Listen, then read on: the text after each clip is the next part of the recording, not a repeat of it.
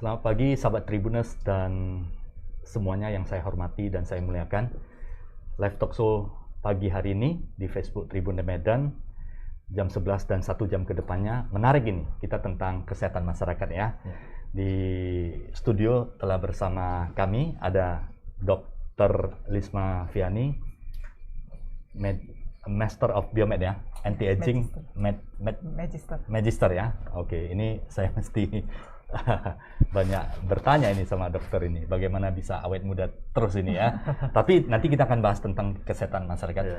Selamat datang ke studio, Dokter Risma. Terima kasih atas waktunya. Siap. Ya. Dan di studio juga bersama kami Bapak Samsudin Chang, Sarjana Teknik, Ketua Yayasan Hope. Ya, terima kasih. Pak Samsudin dan Bu Dr. Lisma sudah bersedia berkenan hadir sharing untuk masyarakat Kota Medan dan Sumatera Utara untuk kesehatan masyarakat ya. Kita tahu saat ini sedang menghadapi pandemik ya, tetapi bagaimana nanti ada sharing dari Bu Dr. Lisma bagaimana bisa menghadapinya dengan sangat baik sehingga kita bisa terbebas dari pandemi ini dan kita bisa sehat dan bisa berkontribusi lebih lagi untuk keseharian kita ya, bisnis, keluarga maupun aktivitas lainnya ya. Nah, ini menarik sekali. Kita akan cerita tentang sebuah yayasan yang luar biasa, yayasan yang sudah banyak membantu masyarakat Kota Medan, baik itu mereka yang membutuhkan peralatan untuk disabilitas ya, kemudian banyak untuk membantu rumah sakit maupun pasien-pasien yang membutuhkan darah. Saya selalu itu mendapatkan SMS informasi bagaimana Yayasan Hope berkontribusi untuk kesehatan masyarakat, membantu darah-darah sehingga menolong banyak nyawa di Medan dan Sumatera Utara ini. Itu adalah sebuah hal yang sangat baik sekali ya. Dan tentunya untuk Yayasan Hope, saya langsung bertanya kepada Pak Samsudin, Ketua Yayasan Hope. Terima kasih, dan Pak.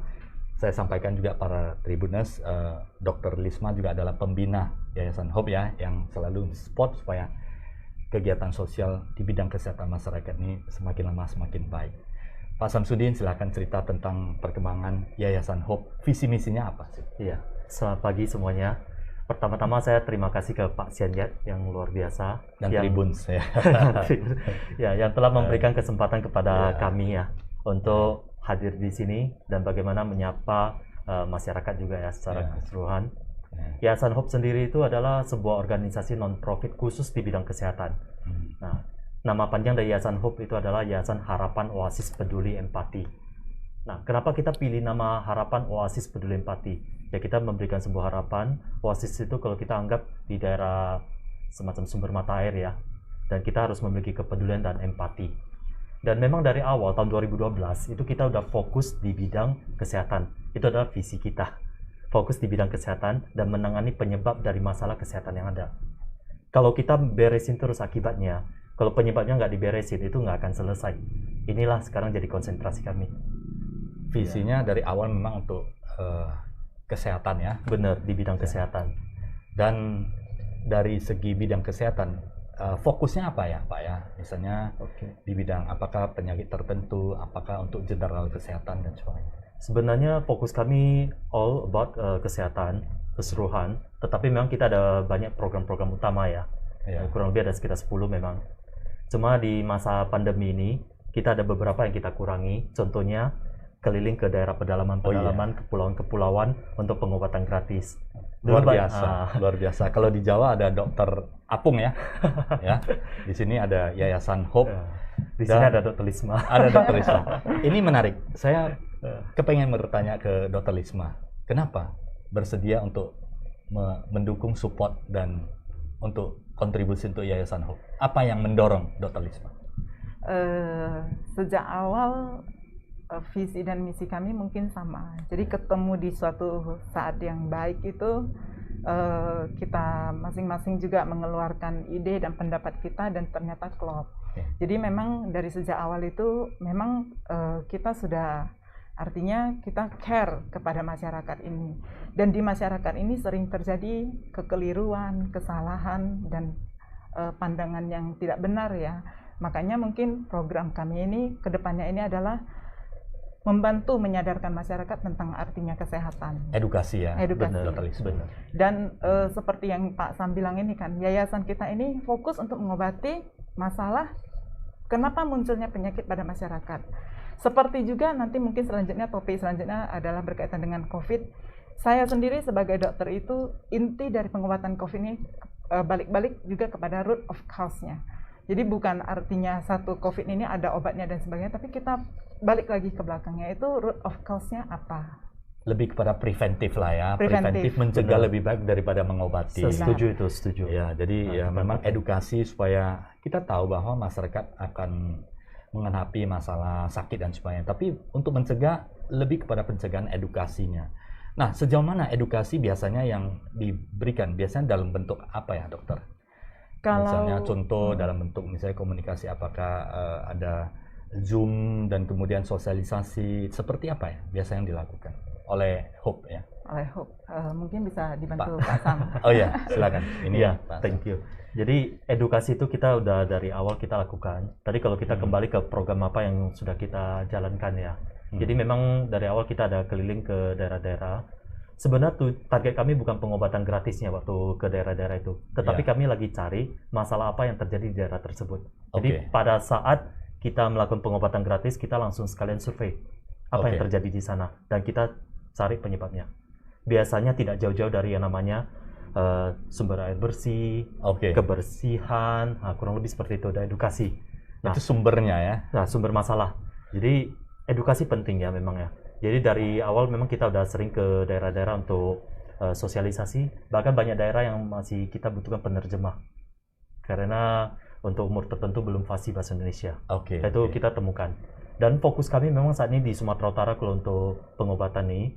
Tapi kalau di luar Sumatera Utara kita lebih fokus ke masalah darah, cari darah. Kalau di masa pandemi ini ya beberapa program utama kami ya seperti bantu mendukung pemerintah mengatasi masalah COVID, termasuk edukasi. Udah itu masalah darah, kebutuhan darah yang sangat luar biasa banyak dan stoknya itu boleh dibilang kosong.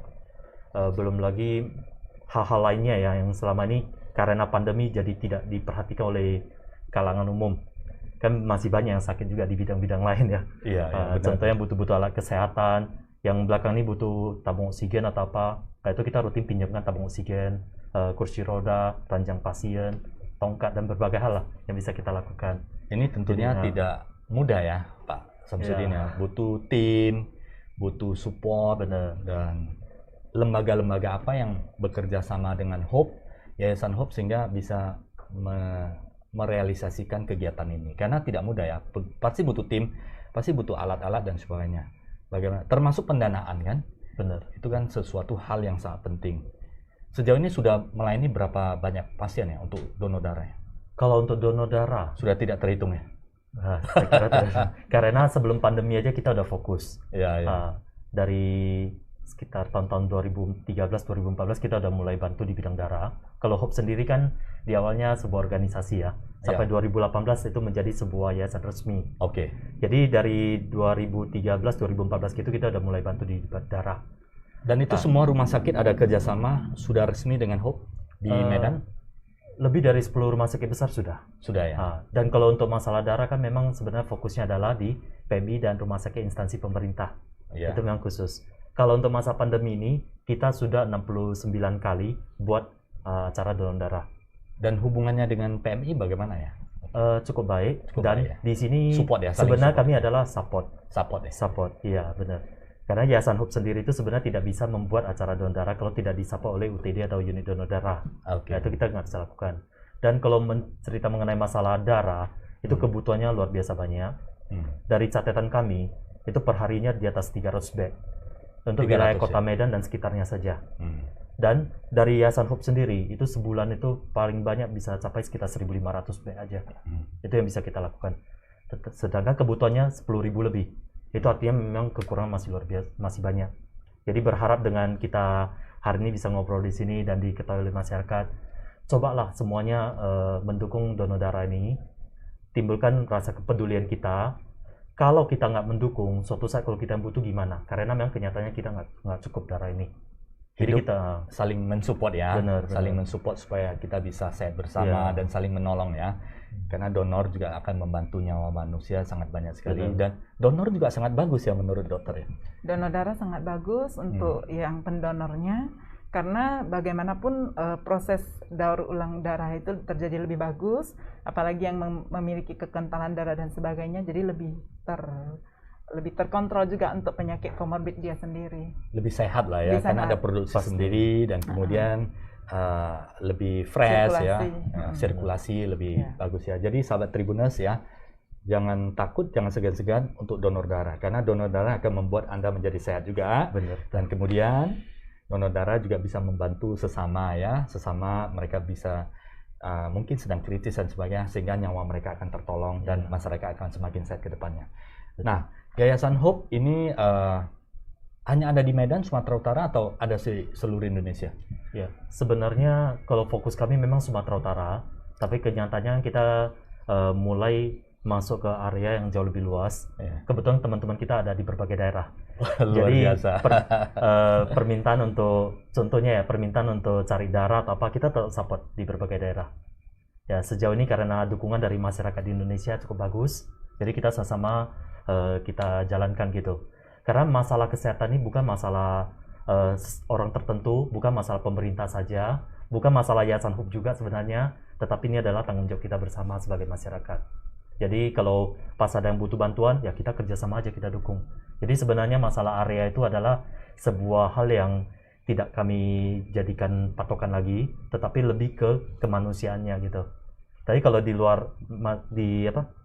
darah itu mungkin cakupannya Indonesia, tapi kalau di luar itu kan kita ada program-program lainnya, itu lebih fokus di Sumatera Utara. Karena Sumatera Utara aja udah cukup besar, belum selesai. Sebelum saya masuk ke situasi ya COVID dan pandemi yang bagaimana kita bisa persiapkan, saya ingin bertanya ke Dr. Lisma juga. Saat ini sudah ada bekerja sama dengan, apakah ada dokter-dokter spesialis dan sebagainya yang untuk bisa memikirkan supaya masyarakat Indonesia, khususnya Medan Sumatera itu semakin lama semakin baik. Biasanya mungkin ada menjadi tim atau ada diskusi dan sebagainya. Mungkin bisa sedikit sharing. Ini kesimpulannya udah disampaikan Pak Syendia. Jadi sebenarnya itu pesan saya kepada masyarakat maupun praktisi kesehatan itu paling utama ada tim. Kita ada tim. Jadi artinya karena begini, dalam masa penanganan COVID ini sering terjadi pro kontra. Ada yang bilang vitamin C dosis tinggi nggak boleh, ada yang bilang vitamin D juga nggak boleh, ada yang boleh. Jadi itu sebenarnya pada pelaksanaan itu di lapangan itu ada tiga bagian besar dokter-dokter ini. Satu, yang masih mengutamakan pengobatan secara simptomatis. Artinya apakah dokter spesialis menilai pengobatannya ya secara simptomatis dan pada penyakitnya. Yang kedua adalah seperti mungkin dalam bidang functional medicine itu lebih kepada pengobatan yang mungkin menggunakan vitamin C atau vitamin D dosis tinggi. Yang ketiga mungkin beralih kepada herbal dan sebagainya. Jadi kalau ditanya kepada saya itu lebih bagus yang mana, dokter? Saya bilang sih itu seorang dokter. Lebih bagus lagi bisa combine tiga-tiganya. Karena apa? Pada masa genting kita butuh pengobatan obat-obatan. Di masa dia untuk support imunnya kita butuh yang nomor 2. Di saat dia sugesti untuk mendapatkan herbal untuk dia kesehatan dia lebih bagus, kita kasih herbal. Jadi itu suatu sinkronisasi yang harus saling mendukung bagus. Ya. Tapi kenyataannya di lapangan itu tidak mungkin terjadi. Ini coba kita diskusi sharing bagaimana bisa membantu ya masyarakat bisa, apalagi sekarang pandemi COVID-19 ya, ini dapat teratasi dengan baik. Nah, sebelum saya masuk ke pertanyaan tentang gejala COVID dan sebagainya, saya mengetahui bahwa Yayasan Hope ini banyak melakukan vaksinasi. Bisa ceritakan sedikit? Ini luar biasa, sampai saya lihat itu setiap hari tanpa henti. Kok bisa ya? Jadi memang seperti yang tadi saya bilang, masalah kesehatan ini adalah tanggung jawab kita bersama. Jadi Yayasan Hope sendiri secara tidak langsung, karena memang dari 10 tahun yang lalu ya, sudah fokus di bidang kesehatan, ikut terbawa juga. Jadi dari tahun lalu kita udah fokus di APD, edukasi seperti yang tadi Pak Syendia bilang, kalau edukasi itu mencakup ya live talk show, counter hoax, karena banyak hoax yang tidak bertanggung jawab di masyarakat, itu kita benar-benar counter agar jangan sampai menyebar dan menyesatkan gitu. Itu pun kita lakukan. Nah, termasuk sampai ke vaksinasi ini. Jadi kita nanti Dr. Lisma boleh tambahkan lebih jelas juga fungsi dari vaksinasi sebenarnya tujuannya apa? Apakah mengobati atau mencegah atau seperti apa? Karena dia ada batasan di mana yang namanya herd imun atau safety juga sih. Tapi bagi kami, bagaimana mengedukasi masyarakat itu agar mau vaksin. Soalnya yang kami temukan di lapangan, masih banyak masyarakat belum percaya COVID. Bahkan prokes nggak jalan, protokol kesehatan nggak jalan. Jadi ibaratnya kami nggak bisa tunggu lagi sampai mereka percaya atau tidak. Yang kita lakukan adalah sudah ke vaksinasi ya, mengatasinya gitu. Nah, itu kenyataan memang. Masyarakat banyak yang belum pakai prokes, masker masih banyak yang belum pakai. Ya, diharapkan semoga ikut prokes lah, karena kesehatan juga sangat penting. Mencegah ya, karena mencegah lebih baik daripada mengobati. Nah, kalau masalah vaksin itu memang kebetulan kita mendapatkan kepercayaan dari berbagai pihak untuk menyelenggarakan gitu. Karena siapa yang buat, saya ambil contoh seperti donor darah tadi. Itu kalau karena Yayasan Hope yang buat, mereka lebih percaya. Mungkin karena selama ini kita sudah fokus di bidang kesehatan. Karena prokesnya kita jalan. Sudah teruji ya? Ya, termasuk vaksinasi ini juga. Jadi ya, sebenarnya saya mau terima kasih ke berbagai pihak yang mendukung Yayasan Hope. Bagaimana hari ini kita bisa dapat memberikan vaksinasi. Karena ini melibatkan banyak pihak. Siapa yang mendukung, siapa yang menyediakan, dan masyarakat harus percaya kita juga baru bisa divaksinasi ya. Dan masih sampai tanggal berapa? Kalau di SPB Polonia, SPB BMN ya, di lapangan S Polonia, itu dari tanggal 1 kita udah mulai sampai tanggal 11. Sampai kemarin aja 8 hari itu udah 11.200 orang lebih yang vaksin. Dan saya yakin antusias masyarakat makin tinggi. Karena rata-rata masyarakat tunggu menunggu. Mereka udah nampak yang vaksin udah oke, mantap. Nah, berarti mereka mau.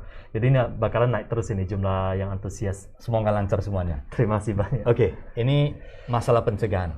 Dokter, bagaimana supaya ini kan pandemik semakin, kalau dilihat dari datanya kan makin parah, menambah ya jumlah kasus. Sebagai masyarakat biasa, apa yang harus dilakukan untuk mencegah supaya COVID ini kita bisa terhindari dan kita bisa ya mudah-mudahan tidak sampailah terjadi hal-hal yang fatal seperti itu. Silakan dokter. Jadi dari sejak awal itu kita bagi kepada dua bagian besar, yaitu tindakan aktif dan tindakan pasif. Kalau yang pasif itu ya udah pakai masker, cuci tangan. Kalau yang aktif itu secara kita berusaha masing-masing meningkatkan imun kita. Jadi sebenarnya kalau ditanya itu obat COVID apa, dokter? Tidak ada, saya bilang. Tidak ada, kenapa? Karena tiap orang itu beda. Kita tidak bisa hanya tanya, dokter saya demam nih, saya PCR positif, mau makan obat apa? Oh, stop dulu. Karena kenapa? Setiap komorbid kamu, setiap perjalanan penyakit kamu tinggal di lingkungan mana, kamu dapat dari klaster mana, itu saja sudah mempengaruhi terapi yang akan kita berikan. Jadi, kalau secara aktif, paling yang bisa kita lakukan adalah pagi bangun tidur, minum air yang banyak, exercise, jemur matahari. Dan semuanya itu free udah tahu. semua ya? Semuanya udah tahu. Sebenarnya tapi free banyak loh. Jemur matahari, exercise. Tapi kerelaan untuk melakukan itu apakah ada? Kesadaran Jangan sampai sudah kena barulah sibuk jemur matahari. Karena kalau kita lihat itu, kalau yang udah jemur-jemur, oh tuh tetangga saya positif itu. Ada persepsi seperti itu ya? Selagi belum itu masih berleha-leha, masih santai-santai. Jadi secara aktif bagaimana konsumsi vitamin kita, konsumsi nutrisi kita sehari-hari bagaimana, cukup tidur nggak? Jangan tiap hari begadang tapi berharap negatif kan betul. juga. Jadi intinya sebenarnya sangat tergantung kepada kondisi kesehatan tubuh kita masing-masing ya. Kalau kesehatan lagi fit itu tidak mudah diserang. Benar. Karena secara kita pikirkan secara logika aja, pre-existing status imun kita sebelumnya itu saja sudah mempengaruhi terhadap kerentanan kita terhadap COVID ini. Apalagi kalau misalnya tidak didukung oleh pola hidup ke depannya yang kita perbaiki untuk lebih baik lagi. Karena yang pre-existing kondisi ini tidak bisa kita obatin, cuman bisa kita minimalkan efeknya. Misalnya contoh, ada orang yang sudah dalam jangka waktu tertentu, dalam jangka waktu panjang mengkonsumsi obat-obatan darah tinggi, obat-obatan penurun gula. Jadi itu pada tubuh mereka itu sendiri sudah ada gangguan di liver mungkin, sudah ada gangguan di ginjal. Jadi kalau misalnya pre-existing kondisinya ini tidak secara pasif aja dia biarkan. Jadi bagaimana dia mau mencapai status imun yang bisa fight jika dia kena COVID. Oke, ya, saya itu sangat penting. Jadi dari sini dokter menjelaskan adalah pola sebenarnya ya, kebiasaan kita. Lakukan hal-hal yang sehat ya. Jangan banyak begadang, kecuali penting apa boleh buat ya. Kecuali ya, ada yang penting tapi usahakan ya, hargailah tubuh kita supaya kita ready untuk dapat mengatasi serangan-serangan daripada virus ya. Benar. Nah, ini belakangan ada informasi, ada masyarakat kan ada yang bir brand bagus, nanti obat ini bagus. Ivermectin bagus, obat cacing. Wah, ini bagaimana dokter? Kira-kira apa yang sebagai masyarakat biasa ini, bagaimana kita mencerna informasi ini? Apa yang harus sebagai masyarakat biasa mencerna supaya kita langkah untuk mencegah COVID ini dapat lebih baik? Makanya mungkin kalau dari saya tuh, pendapat saya tuh, jika menerima berita dan sebagainya itu secara nalar kita proses dulu. Kita proses dulu dengan cara apa? Dengan cara satu mungkin meningkatkan keilmuan dan pengetahuan kita. Jadi jangan serta-merta semuanya dicomot aja langsung taruh ke otak, langsung dijalankan. Langsung beli ya, ini beli langsung 1 kotak. Tiba-tiba langsung habis stok. Begitu juga halnya dengan obat antivirus dan sebagainya yang sekarang sudah sangat jarang di pasaran itu. Bahkan kita yang benar-benar membutuhkan itu pun sudah sulit mendapatkannya. Sulit, ya? Ini karena apa? Karena penumpukan. Masing-masing bilang, merek tertentu obat nih Avigan contoh bagus, langsung di stok 100 butir, 200 butir stok di rumah. Memang perlu untuk dipakai pada pasien yang memang kita duga positif, virusnya juga banyak dalam tubuhnya, itu kita cari sudah tidak ada. Nah, jadi bagaimana memproses suatu informasi itu menjadi lebih logika. Mungkin langkah-langkah yang bisa diambil adalah proses dan kemudian tanyalah ke dokter-dokter ahlinya. Ya, dokter-dokter yang menjadi ahlinya, konsultasikan dulu ya. Jangan stok-stok, karena makan obat juga itu harus ada dosisnya yang harus dipertimbangkan kan dokter. Nggak bisa kita langsung beli, langsung makan. Misalnya kalau takut langsung makan 3, 4, 5 langsung sembuh, itu kan bahaya sekali. Harus ada tanggung jawab. Harus ada konsultasi ke dokter keluarga atau dokter yang menjadi konsultasi yang menjadi rutin ya. Jadi saran dokter selalu harus sebelum beli obat dan semuanya konsultasikan dulu lebih bagus. Begitu juga dengan praktisi kesehatan mungkin, karena informasi tentang COVID ini selalu bertambah dari penelitian dan dari pengamatan serta praktikal yang kita jalanin sehari-hari itu.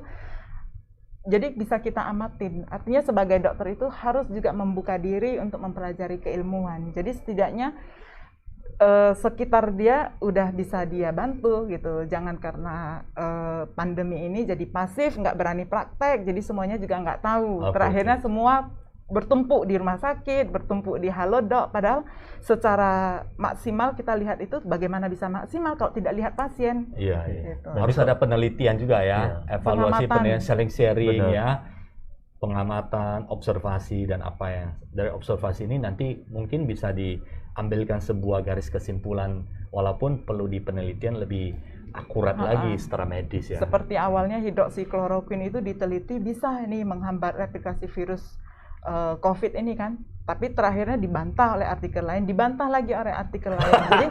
Jadi bagaimana kita menyesuaikan itu? Kalau memang istilahnya sekarang kita paling penting itu adalah benefit di atas risk, kita ambil. Tapi kalau risknya lebih besar dari benefit, hold dulu, kita kumpulkan informasi dulu. Term of condition-nya. Dan yang luar biasanya kalau hoax itu langsung sebentar aja, besoknya udah seluruh Indonesia. Saya sampai hari ini aja, dalam 3 hari ini, lebih dari 10 orang dari teman dari Jawa sana yang tanya saya, ada nggak obat tertentu stok di Medan? Iya. Sampai tabung oksigen pun sekarang dicari. Iya. Dan itu ada 2 obat, saya nggak tahu dari perusahaan mana yang baru rekomendasi WHO, dan itu diserbu. Yang sangat sangat miris karena rumah sakit kan membutuhkan obat tersebut.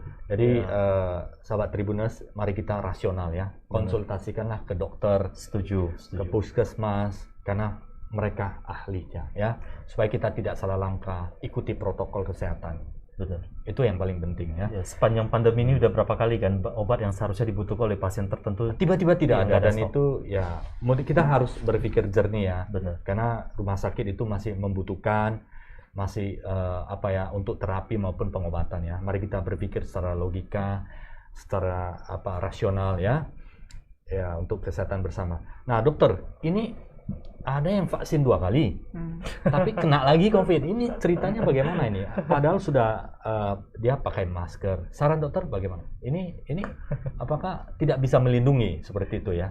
Ini mungkin ceritanya harus sebelum vaksin sampai sudah vaksin. Itu bagaimana ya? Karena ini banyak hal yang perlu diperhatikan. Karena mungkin ada yang bertanya, ngapain vaksin? Sempat vaksin ada juga kena lagi. Ada hoax yang menyatakan bahwa karena vaksin itulah jadi kena. Ini itu bagaimana ya? Itu bagaimana sebenarnya prosedural vaksin dan kemudian dokter Risma silakan dokter, ini saya sempat beberapa yang bertanya-tanya juga masalah itu. Kalau dokter Risma membereskan masalah, kalau saya mencegah.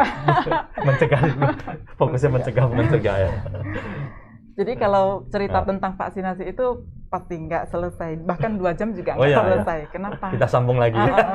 Yang jelas vaksin ini adalah program pemerintah, program massal yang dipercaya dapat menimbulkan herd immunity dalam masyarakat. Jadi target kita itu sebenarnya global. Kita tidak lihat per individu dan sebagainya. Seperti yang tadi saya bilang itu susceptible, artinya kerentanan terhadap COVID itu ada.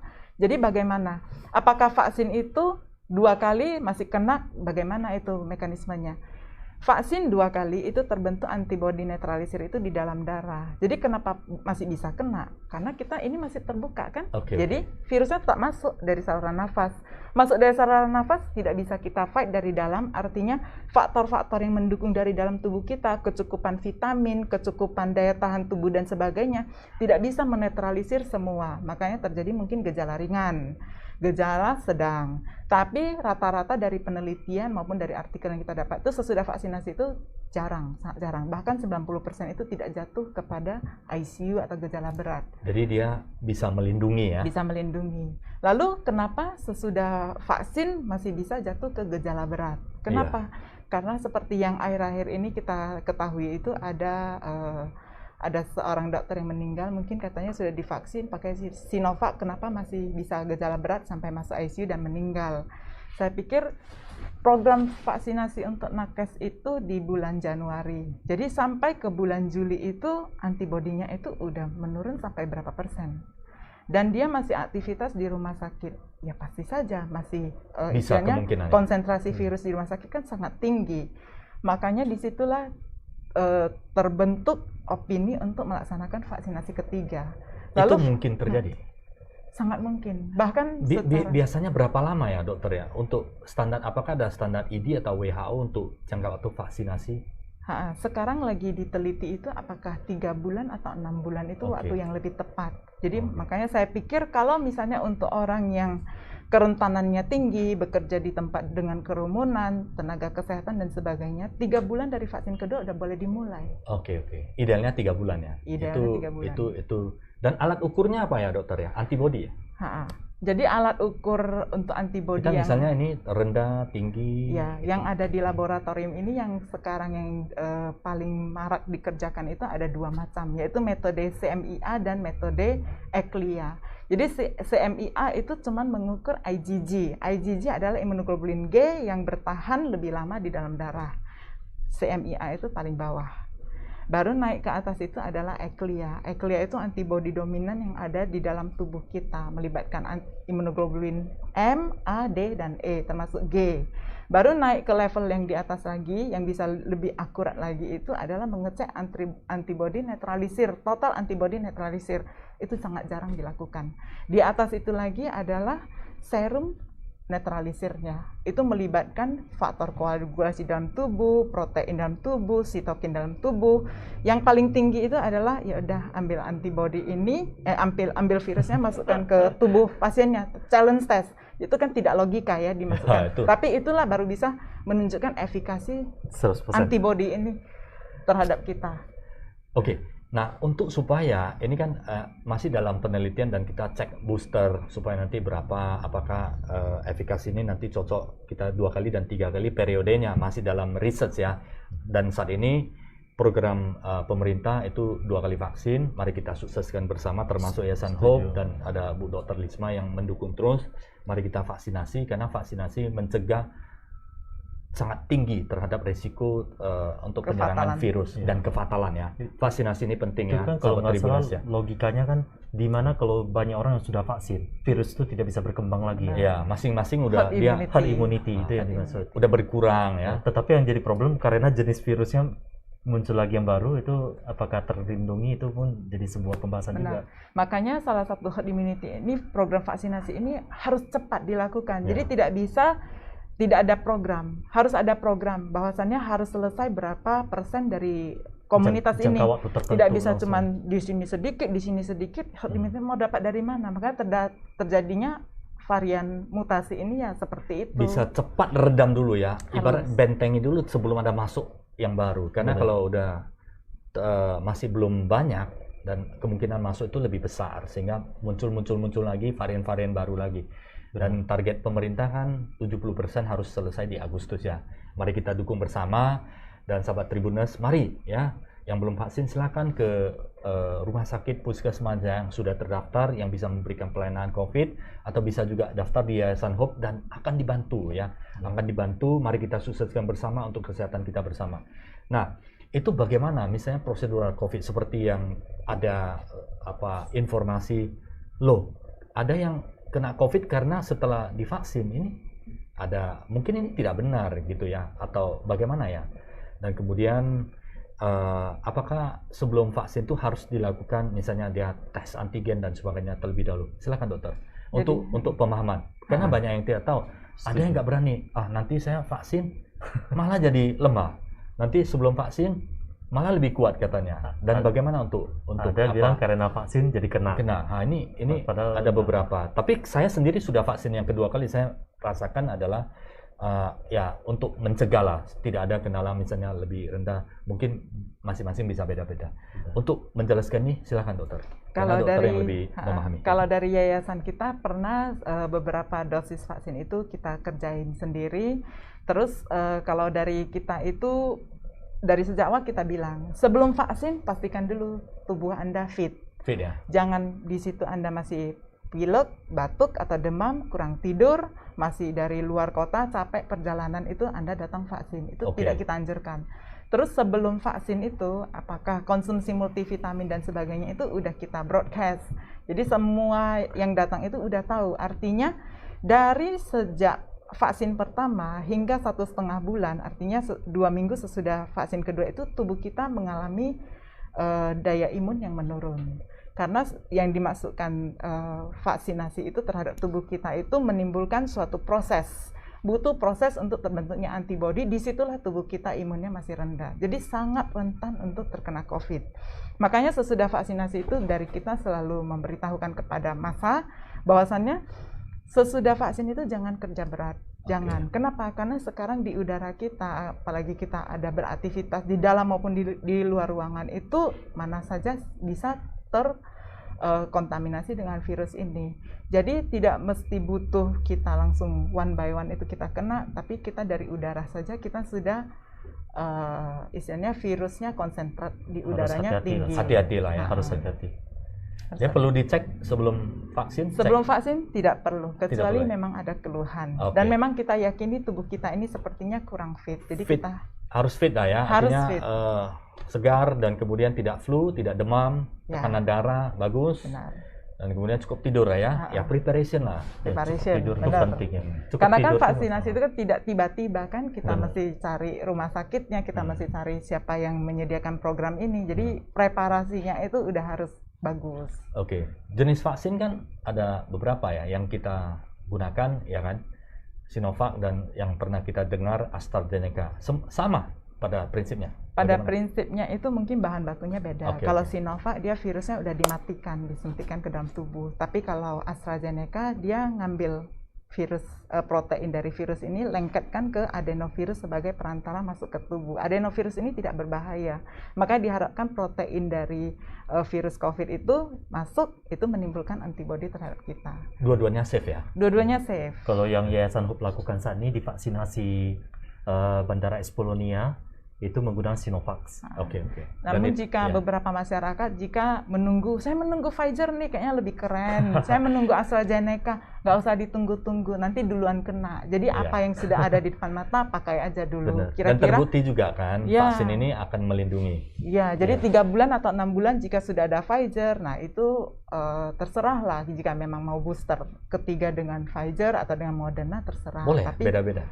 Menurut saya ya, dari menurut pengetahuan saya dokter. Boleh ya. Boleh. Tinggal tunggu resmi arahan dari ID, pemerintah maupun WHO ya. Benar. Ketiganya secara resmi ya. Karena apapun yang beredar di masyarakat mengenai info kesehatan ini, kita harus cegah menggunakan logika kita sih. Karena setiap statement yang keluar dari profesional itu pasti ada alasannya. Itu yang harus kita pahami. Kenapa statement itu dikeluarkan gitu? Jadi kembali ke logika kita. Dan ini individu yang mengalami COVID ya, ada yang berbagai gejala ya, mungkin demam, ada yang batuk biasa, ada yang tidak ada masalah, dia masih oke, padahal di tes antigen sudah oke. Ada beberapa dengar seperti itu sih.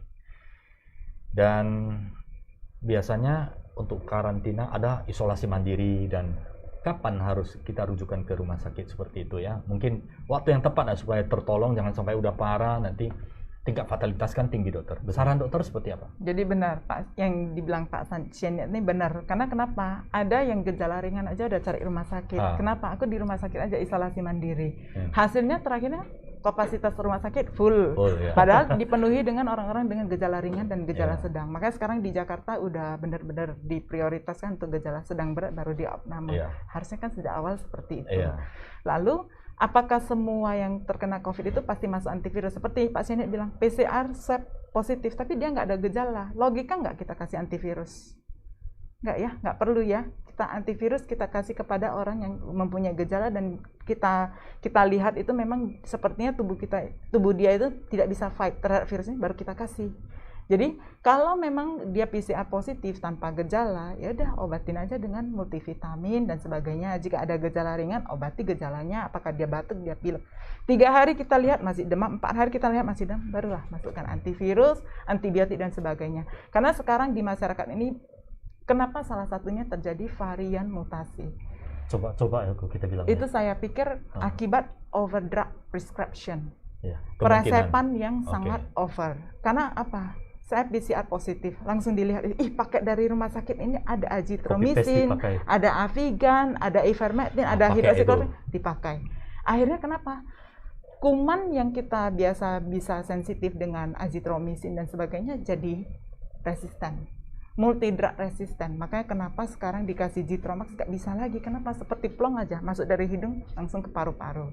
Karena sudah multi drug resisten. Poin ini mungkin yang mau saya tambahkan juga mengenai pengobatan gratis kita yang selama ini kami keliling ke daerah-daerah. Kenapa tadi saya bilang fokus kami bukan di pengobatannya sebenarnya, tapi fokusnya adalah di mencari root of cause-nya. Karena di sana kalau kami udah datang lakukan pengobatan, memang sekali pada saat baksos itu 500 sampai 1000 orang datang yang sakit. Itu sebelum pandemi ya. Dan di saat tersebut itu benar-benar obat yang kami berikan itu harus bertanggung jawab, harus bisa ditanggung jawabin, karena nggak boleh sampai nanti membuat resistensi. Itu yang tadi Dr. Risma bilang. Kalau misalnya kita ke satu daerah yang penanganan kesehatannya nggak bagus, kita datang, kita kasih obat dan tidak bertanggung jawab dengan obat yang kita kasih, akhirnya apa? Di sana akan menjadi sebuah wave ya, gelombang bencana besar pada saat waktu mereka sakit yang seharusnya ringan tapi nggak bisa diobati dengan obat biasa lagi gitu. Makanya sebelum bakti sosial yang kita lakukan itu didahului dengan penyuluhan.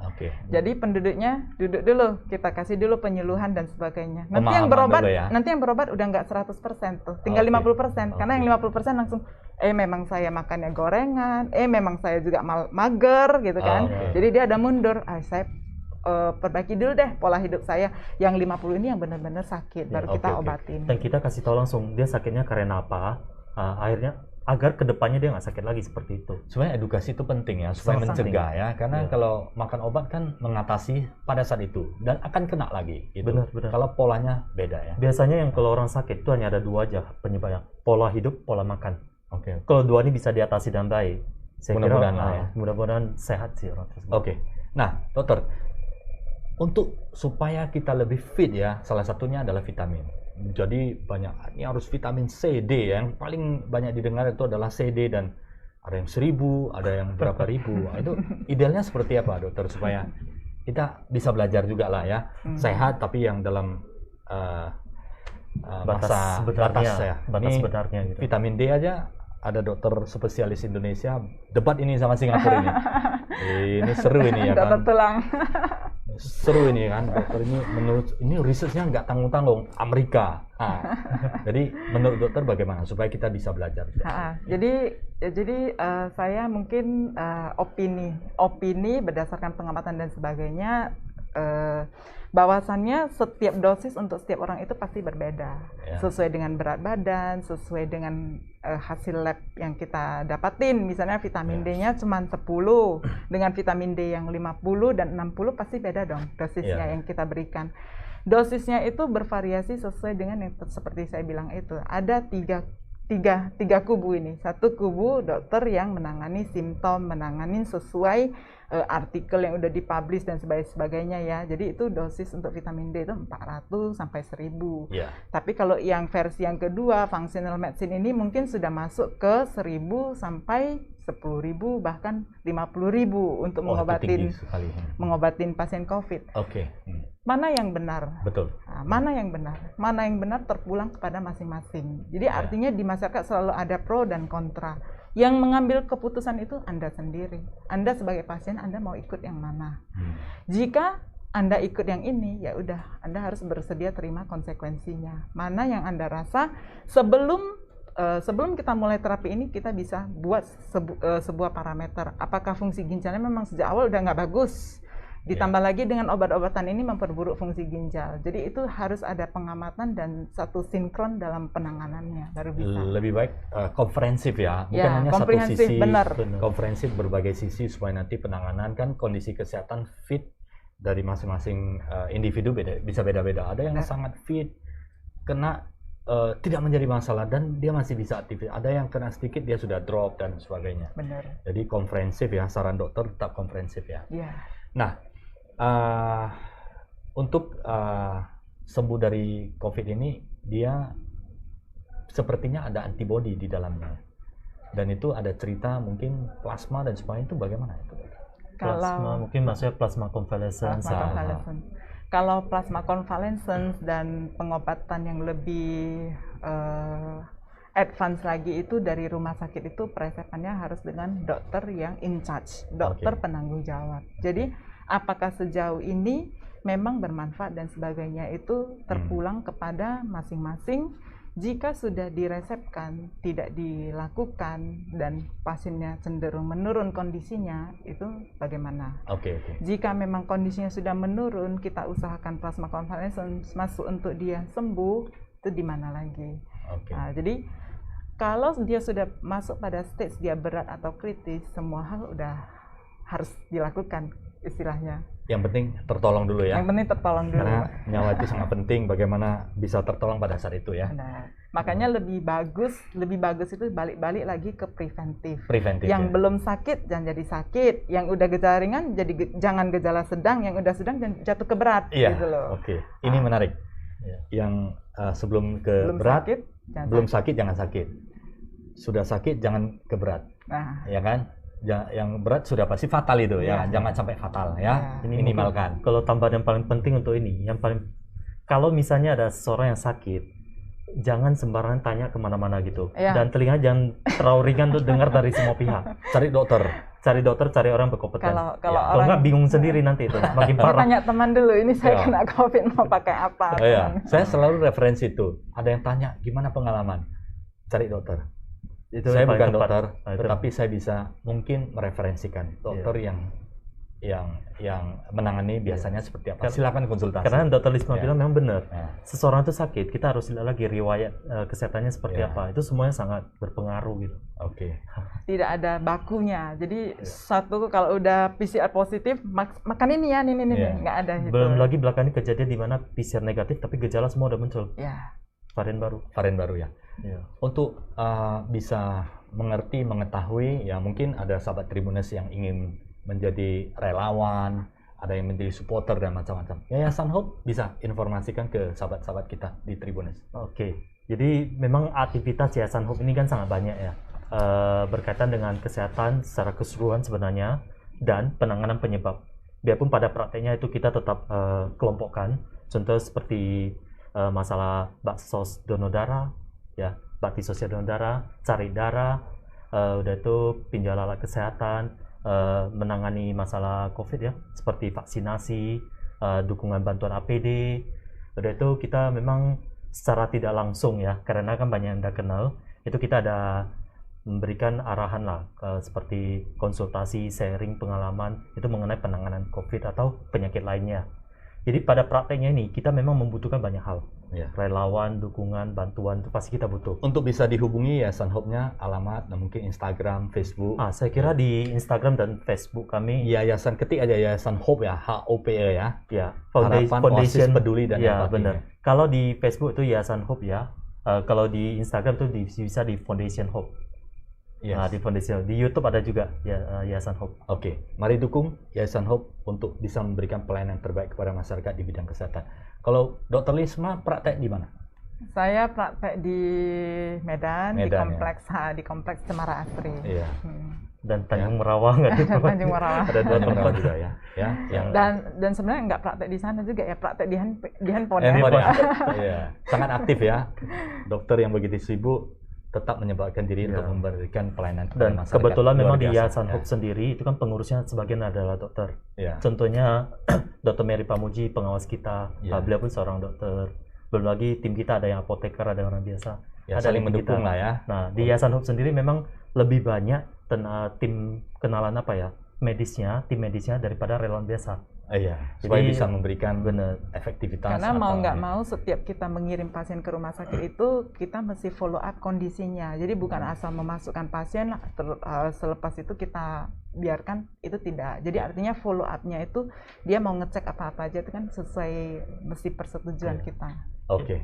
Makanya kenapa di nama kita ada nama empati. Empati itu artinya Peduli, merasakan ya. Satu langkah lebih jauh daripada peduli ya. Oke.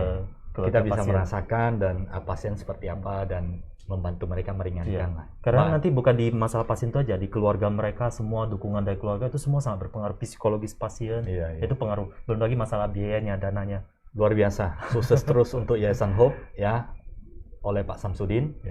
Dan kemudian harapan kita bukan hanya di Medan Sumatera Utara, tetapi Yayasan Hope akan melayani Indonesia. Kesehatan masyarakat menjadi konsen dari Yayasan Hope untuk Indonesia ya nantinya ya. Ada pembina Bu Dr. Lisma. Ini last question untuk masyarakat. Bagaimana supaya kita bisa yang seperti yang Dr. Lisma sampaikan. Sebelum sakit janganlah sakit ya. Kalau bisa ya sebelum sakit berat janganlah sakit berat.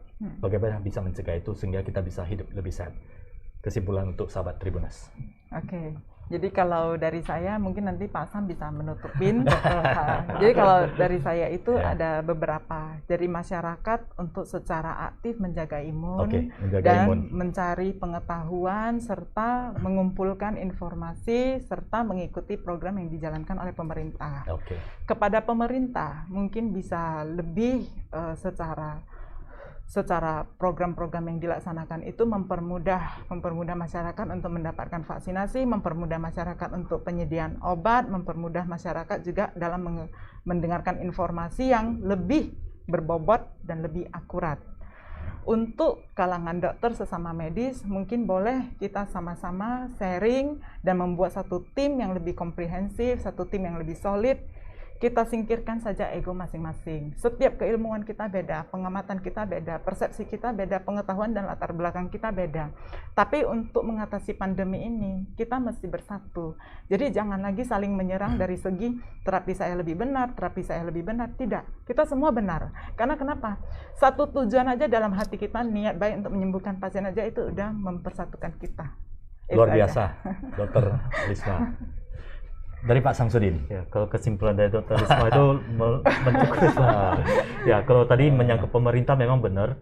Saya berharap pemerintah setiap kali memberikan program itu coba dibuat lebih simpel, sederhana, dan ingat edukasi. Karena masih banyak masyarakat kita yang belum paham mengenai COVID, masalah protokol kesehatan semua masih belum. Artinya kita butuh dukungan lebih jauh, dan masyarakat sendiri juga harus memiliki kesadaran diri. Karena ini bukan tanggung jawab pemerintah aja, sebenarnya tanggung jawab kita bersama. Dan coba masyarakat kita ini bisa lebih smart, lebih peduli, lebih pingin tahu, mau belajar gitu apa yang sedang terjadi saat ini mengenai semua jenis penyakit, mengenai COVID, itu pun penting. Dan ingat, kita bisa sakit itu kalau pola makan dan pola hidup kita bermasalah. Mencegah tetap lebih bagus daripada mengobati. Dan semoga ya kita bisa semuanya saling kerjasama, bergandengan tangan, kita akan fight untuk masyarakat yang lebih sehat. Baik, Terima semoga kasih ke Pak Sianjak juga. bermanfaat untuk sahabat Tribuners semuanya. Mari tetap kita jaga kesehatan, ikuti protokol kesehatan, mencegah lebih baik daripada mengobati ya. Semoga kita semuanya sehat selalu dan bahagia selalu. Terima kasih Pak Samsudin untuk waktunya ke studio Tribun Medan, dan Bu Dr. Litsma. Terima kasih Pak Sianjak dan Tribun. Ya, thank you. Salam sehat untuk kita semuanya dan terus berkontribusi untuk masyarakat, kesehatan masyarakat. Thank you ya. Ya, terima Semangat. kasih. Salam sehat selalu. Salam sehat selalu.